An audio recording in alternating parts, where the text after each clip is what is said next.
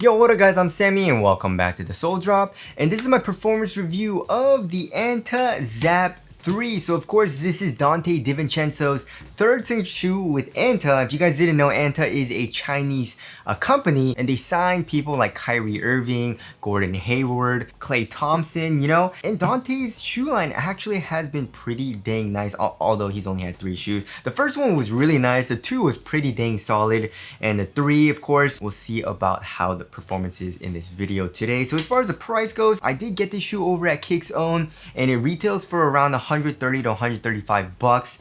So if you guys do want to cop, I'll try to leave an affiliate link in description box. If you do choose to get this shoe, it does help me out if you buy it through the affiliate link in description box. And as always, thank you guys so much for all the support. But let's get it started right off with the tracciones. So as far as the actual pattern goes, we have a little bit of a herringbone traction pattern here in the forefoot, and then we got 2 circles with a anyways, and also it's translucent, right? And one thing I'm not really sure about for the actual outsole is what type of material it is, because it actually doesn't feel like rubber. It feels like, you know, like a TPU or like a rigid polyurethane, you know what I mean? RPU. You know, Chinese companies have been using other compounds other than rubber, of course. So that might be wrong, so I apologize if I am, but I feel like they are using a different type of material, like RPU, right? But anyways, other than that, how is the performance? So the performance on a clean court is phenomenal. You have an amazing bite. It stops pretty much just as hard as a Curry Flow, right? So it has a pretty much instantaneous stop. I really loved playing in this shoe on a clean court, and almost stopped a little bit too hard, you know, like most shoes that have this type of like compound, not rubber. So yeah, clean court, you're gonna be good to go. However, if you're gonna be playing on a lightly dusty court, I also had a pretty good time, but it did pick up dust kind of quickly, right? It is a very easy wipe though. It's a very, very easy wipe, but it did pick up dust pretty quickly. So I had to wipe a lot, right? I had to wipe a good amount of times, even on a slightly dusty court, which kind of sucks. But again, I don't really mind wiping all too much. If I have to wipe every single play, not a huge deal for me because it is a light wipe, right? So yeah, that's good. And also another thing that was good about the dust performance is that it's pretty consistent in that it doesn't slide out like crazy, right? If I let too much dust build up, it would just slide around a little bit, and that's it. I never really slid out and hurt myself or anything like that. So that's another good thing about it, but it does pick up dust pretty quickly, right? Also, another thing is that this shoe is pretty sound. It's kind of weird because when I was playing on like a dusty court, it didn't really squeak too much. But when I was playing on a clean court, it started to squeak a little bit more, you know what I mean?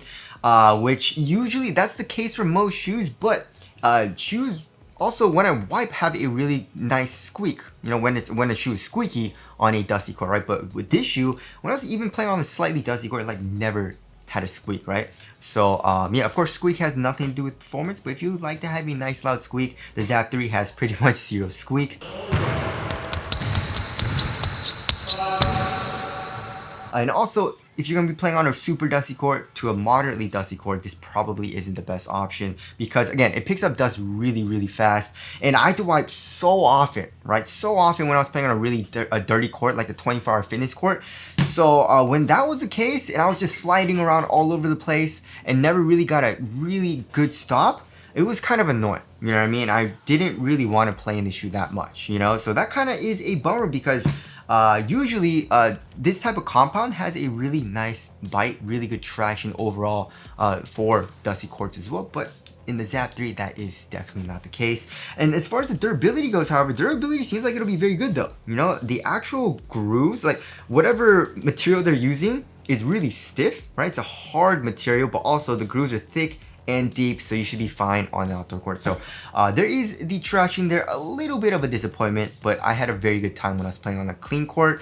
And also, I had a pretty good time when I was playing on a slightly dusty court. And now moving on to the heel to toe transition, it's overall pretty dang nice. So from the actual bottom of the shoe, you can see the carbon fiber plate, right? It's this Y shape, or I guess like this X shape, but the bottom lines don't extend too far here into the heel, but here in the forefoot, it goes all the way here, right?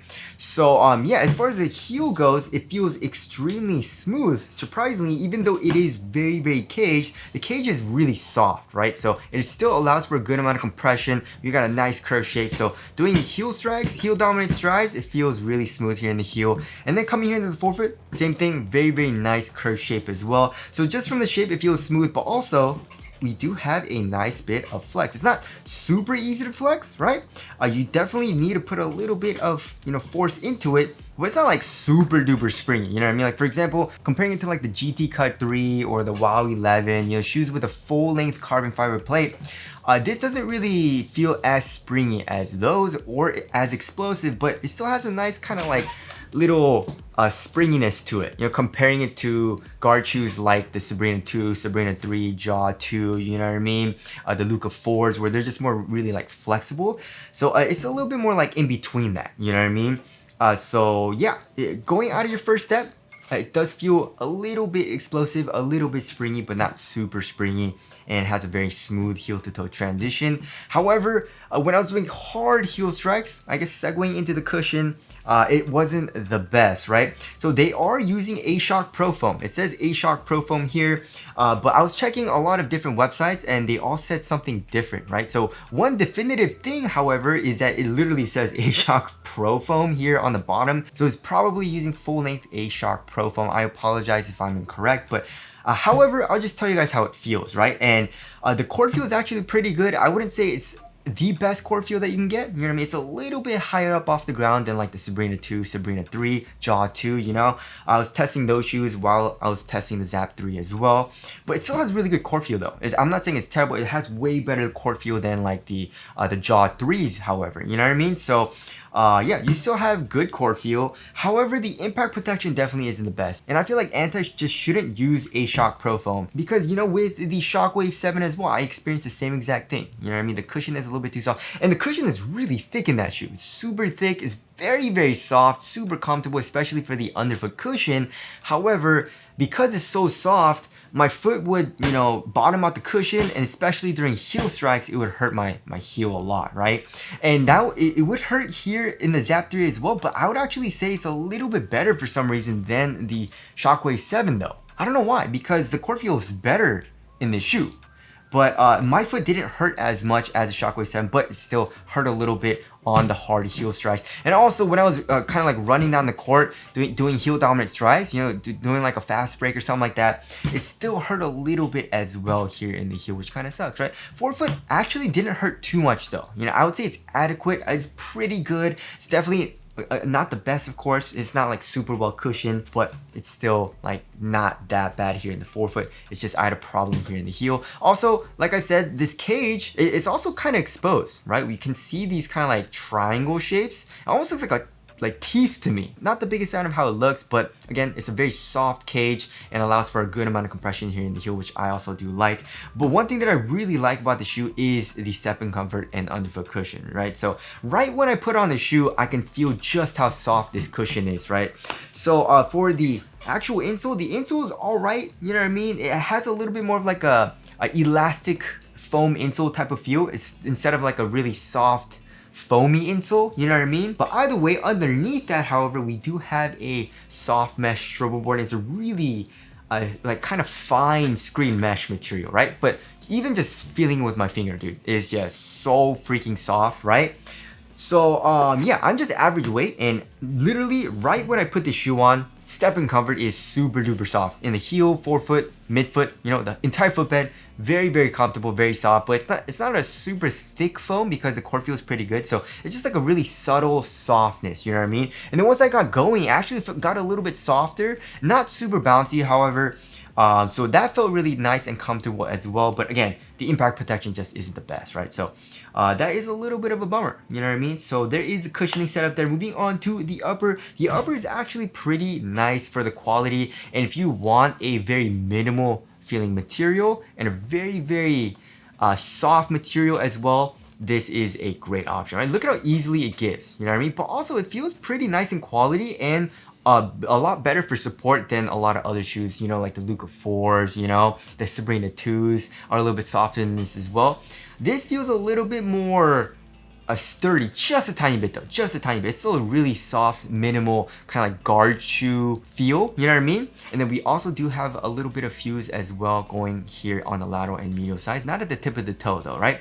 It's just a textile material that stays extremely thin, you know? So that feels really nice here in the forefoot, conforms to my foot really well, and it gets a little bit, just a tiny bit stiffer here in the midfoot, but still a pretty soft feeling material, right?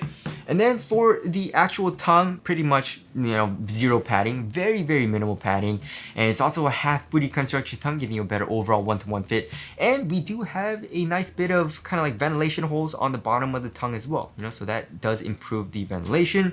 And then here in the ankle area, we have very minimal padding too, especially here on the sides, very, very minimal. And then here in the back of the heel, we have a little bit more padding on top, so it kind of cups in, gives you a little bit better heel lockdown. And of course, here in the heel, we do have an external TPU heel counter as well as an internal one, right? There's an internal one as well as this one. Kind of reminds you of the Kobe 6 heel counter a little bit. So yeah, it felt really, really nice. Adequate for support. Again, not the most supportive feeling upper, but it was adequate for me, and I feel like it'll be adequate for most people, especially since, you know, it feels a little bit more supportive than the Sabrina 2, and most people are fine with the Sabrina 2, you know? And also, again, the quality is actually really nice, especially comparing to a lot of the Nike shoes out. So there is the material there. Moving on to the fit. So I went true to size, and this shoe fits me perfectly, right? So lengthwise, I'm good to go going true to size. There's very, very little length, right? So my toes are pretty much right at the edge of the shoe. Also here in the toe box is quite snug. It did get a little bit roomier. You know, once I broke it in, it stretched out just a tiny bit, but it's still a pretty nice snug fit here in the toe box. And also width-wise, it's slightly narrow. Here for my big toe, however, it does go a little bit more wide, which I do like. You know what I mean? There's some shoes like the Jaw 2 where it's a little bit narrow here for my big toe, but with this shoe, it's actually, that never bothered me, right? And then here for my pinky toe and ring toe, it's slightly narrow. It's just a very typical fit, you know what I mean? Especially if you want a very nice snug fit. So yeah, I feel like most people, you should be fine going true to size. And if you want a roomier fit, maybe go up half a size. And if you have a wide foot, then probably go up half a size as well. So there is the fit there. Moving on to the support and lockdown, I had zero issues in this shoe. So for lateral containment, I was good to go. My foot is not coming out of the footbed. Here in the forefoot, we do have a little bit of like this plastic cage. Although it's not like a super stiff material, it does add a little bit to the support. And then here in the heel, of course, we do have the internal and external TPU heel counter. So yeah, my foot's not coming out of the footbed, and I feel like most people, you're not really going to experience your foot coming out of the footbed. However, with this material, it's a little bit on the softer side of things, so my foot was moving inside of the shoe just a tiny bit. You know what I mean? Not the most supportive feeling upper, but again, it's adequate. It feels very similar to the Sabrina 2, but a little bit better than Sabrina 2. You know what I mean? So there is the lateral containment. Also, lateral stability is very, very good. We have a very wide, but you can see just how wide the kind of like outrigger is here in the forefoot.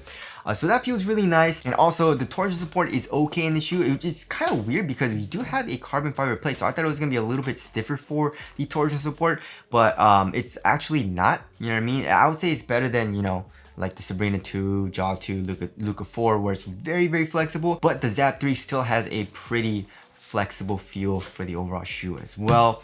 And also no problems with heel slippage or anything like that. So support and lockdown, very, very nice. It was adequate for me. I had zero issues. However, if you're looking for a very supportive shoe, the Zap 3 definitely is the best option. And then moving on to the weight of the shoe. This shoe is freaking lightweight, guys. It comes in at 9.4 ounces. Freaking lightweight. Let's check the other shoe. 9.35 ounces, guys. So yeah, this is one of the lightest hoop shoes that you can get right now. Like literally. I feel like the only other shoe that's as light as this shoe is, or lighter than the shoe, is the Ultralight 2025. You know, that one came in at like 8 ounces, something like that. This shoe is 9.4.